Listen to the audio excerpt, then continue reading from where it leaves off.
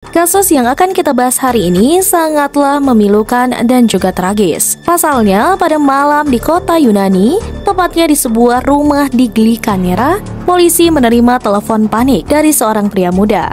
Suaranya pun gemetar, tergesa-gesa. Ia berkata dalam telepon bahwa kami dirampok. Istri saya, dia tidak bisa bernafas. Namun, yang tidak diketahui oleh sang suami adalah bahwa apa yang dia utarakan itu akan menjadi neraka baginya, karena ia menciptakan neraka itu sendiri. Ini adalah kisah Caroline Crouch, seorang wanita muda yang penuh semangat dengan cinta besar untuk hidup, yang ternyata harus berakhir oleh orang yang seharusnya paling dia percaya dan paling dia cintai. Siapa? Suaminya sendiri. Seperti apa kisah selengkapnya? Jangan lupa untuk dibantu diklik subscribe, nyalakan lonceng notifikasinya. Sekarang mari kita kupas tuntas di cerita hari ini.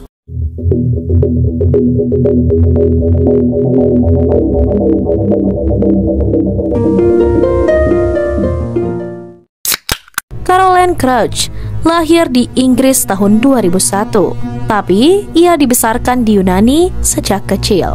Ia merupakan perempuan yang ceria, aktif, suka binatang, dan juga pintar.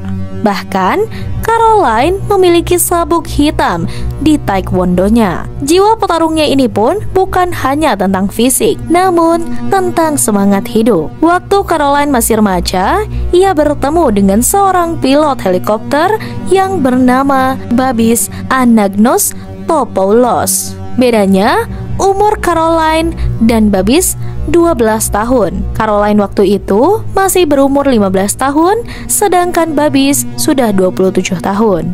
Tapi hubungan mereka pun lanjut terus, sampai orang-orang pun yang melihatnya iri karena kisah cinta mereka sangatlah diidam-idamkan oleh banyak orang. Mereka pun mendapat julukan si tampan dan si pintar. Babis dan Caroline akhirnya menikah. Mereka memiliki rumah impian, bayi yang amat lucu, dan kehidupan yang disebut perfect couple di Instagram.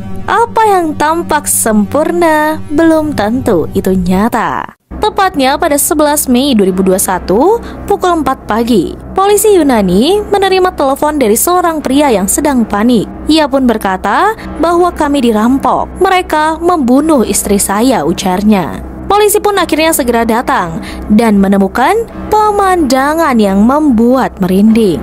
Pasalnya, Caroline ditemukan tak bernyawa di kasur, mukanya tertutupi oleh bantal, dan bayi mereka menangis di samping jenazah ibunya. Anjing keluarga mereka pun ditemukan digantung di pagar luar. Babis sang suami, ujarnya ditemukan dalam keadaan terikat dan setengah pingsan. Media Yunani pun akhirnya meledak dan ramai membahas tentang kasus ini. Semua simpati tertuju pada Babis. Pasalnya, Babis baru kehilangan istri yang ia cintai. Μπορούσαμε να μας έρθουν και κάθε μέρα αυτή τη στιγμή είναι 10, 15, 20 άνθρωποι στο δρόμο και ψάχνουν. Αυτό ξέρω, είναι με συνέχεια σε επικοινωνία μαζί μου όσο έχω μπορέσει να τους βοηθήσω. Αν υπάρχει κάποιος που μπορεί να τους βρει, θα τους βρουν τα παιδιά αυτά. Ήταν τόσο σκληροί. Ήταν τότε, δηλαδή δεν καταλάβαιναν από τα παρακάλια σας, από αυτά που τους λέγατε. Μας έδεσαν και από εκείνο το σημείο και μετά τους είχαμε πει ήδη που είναι τα χρήματα. Δεν ξέρω. Εσύ κατάφερες και πήρες τηλέφωνο. Όταν συνειδητοποιήσω ότι η γυναίκα σου δεν βρίσκεται στη ζωή. Όταν με έλυσαν οι αστυνόμοι. Όταν ήρθαν οι αστυνόμοι μέσα και με έλυσαν και έβγαλαν από το κεφάλι μου τα δεσμά. Και η κορούλα? Η κορούλα μου ευτυχώς δεν έχει χτυπήσει, πήγε στο νοσοκομείο προληπτικά και ευτυχώς είναι καλά. Tapi di balik layar, penyelidik mulai merasa ada yang tidak beres. Cerita Babis ini terdengar dramatis, tapi faktanya mulai banyak yang tidak cocok. Pertama, tidak ada tanda masuk paksa ke rumahnya. Dan CCTV mereka pun ternyata mati pas tengah malam. Tapi tidak sinkron atas informasi yang diberikan Babis bahwa smartwatch milik Caroline ternyata masih menunjukkan detak jantungnya dan ia berhenti pada pukul 4:11. Tapi menurut Babis, perampokan baru selesai saat itu. Aneh bukan? Dan pada saat polisi mengalami keanehan dan kecurigaan yang lebih besar, ia pun menginvestigasi lebih dalam dan mengulik-ngulik lebih dalam. Akhirnya, tanpa disadari oleh Babis, polisi pun menemukan sebuah jurnal pribadi milik Caroline dan dari sinilah semuanya mulai berubah. Pada saat membuka jurnal dan membaca jurnal itu, di dalam jurnalnya tertulis bahwa Caroline sudah tidak tahan. Dia menyebut Babis sang manipulatif, posesif, dan membuat ia tertekan. Ia pun sudah beberapa kali mengancam untuk pergi. Bahkan, ia sempat menginap di rumah temannya. Dan Caroline pun menulis di situ bahwa ia membenci Babis. Apa yang di atas sebelumnya disebutkan? Pasangan yang bahagia atau bisa disebut perfect couple. Ternyata pasangan ini bukanlah pasangan bahagia. Mereka adalah pasangan yang rusak, terjebak dalam hubungan yang penuh tekanan. Dan plot twist pun mulai terjadi. Tepat 37 hari setelah kejadian itu, diadakannya upacara peringatan Caroline di kampung halamannya. Polisi datang. Mereka ternyata berpula-pula melayat, tapi diam-diam membawa surat penangkapan.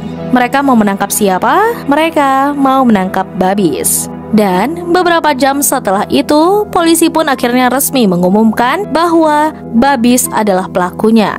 Tidak ada perampokan, semua cuma rekayasa. Orang-orang yang tadinya bersimpati pun berubah menjadi marah besar. Babis akhirnya pun mengakui apa yang dia lakukan. Caroline sempat bilang ingin pergi membawa Lydia. Mereka pun akhirnya bertengkar hebat. Dan dalam kemarahan itu, Babis mencekik Caroline memakai bantal. Skema yang Babis buat pun dirancang untuk rumit agar tidak mudah terdeteksi. Skenario awal, ia membunuh anjing mereka, lalu menghancurkan CCTV, mengikat dirinya sendiri, dan menelpon polisi dalam keadaan panik. Semua hanya demi satu alasan, agar ia tetap memiliki hak asuh atas anak mereka. Tapi tanpa Babis sadar, dengan itu ia justru kehilangan segalanya. Tepatnya pada tahun 2022, Babis pun diadili dan dinyatakan bersalah. Babis divonis penjara seumur hidup ditambah 11 tahun karena pembunuhan Caroline dan kekejaman terhadap hewan. Selama persidangan berlangsung, Babis pun coba bilang ia panik dan menyesal. Tapi hakim hanya berkata, kamu bukanlah pembunuh impulsif. Kamu adalah pembunuh berdarah dingin yang jago manipulatif. Ibu Caroline, Susan de la Cuesta, ikut angkat bicara. Babis adalah monster. Ia tega membunuh anak saya di depan cucunya sendiri.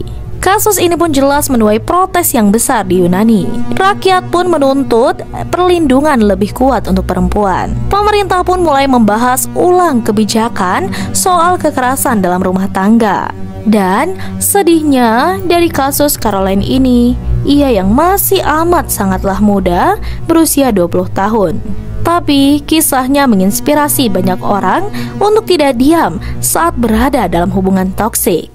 Lydia, anak Caroline dan Babis, akhirnya sekarang tinggal bersama keluarga Caroline. Ia pun dibesarkan dengan kasih sayang, jauh dari bayang-bayang ayah yang membunuh sang ibu.